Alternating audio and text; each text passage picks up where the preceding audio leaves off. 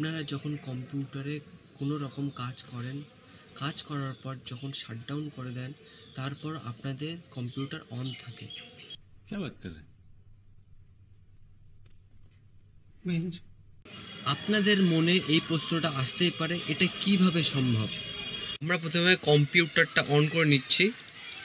Computer on করা নিয়ে পর আমরা এখানে টাস্ক ম্যানেজার এখানে প্রেস করার পর এখান থেকে এখানে যাব। যে দেখতে পাচ্ছেন কতক্ষণ আমার কম্পিউটারটা অন রয়েছে, এটা আমি এখান থেকে কেটে দিচ্ছি। কেটে দেওয়ার পর এখান থেকে শাটডাউন করে দেবো।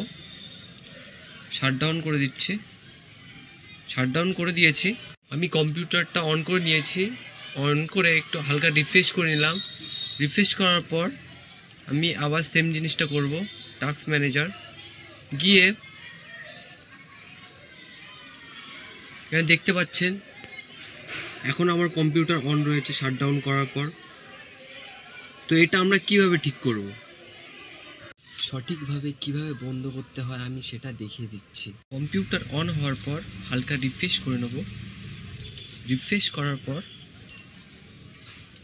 আমরা এখানে কন্ট্রোল প্যানেল বলে সার্চ করব। এখানে কন্ট্রোল প্যানেল চলে এসছে।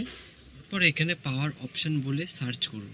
তারপর এরকম একটা অপশান আসবে। এরকম অপশান আসার পর এখানে প্রেস করব। প্রেস করার পর এখানে প্রেস করব। প্রেস করার পর এখানে দেখছেন এটা অফ করে দেবো। অফ করার পর এখানে সেভ করে দেবো। যে সেভ করার পর এখান থেকে বেরিয়ে যাব। বেরিয়ে গিয়ে এখান থেকে হালকা রিফ্রেশ করে নেব।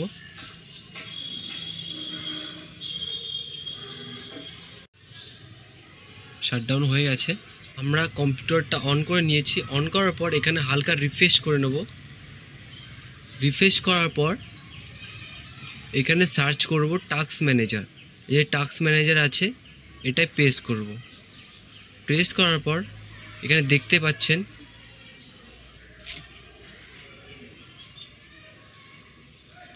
কতক্ষণ হয়েছে।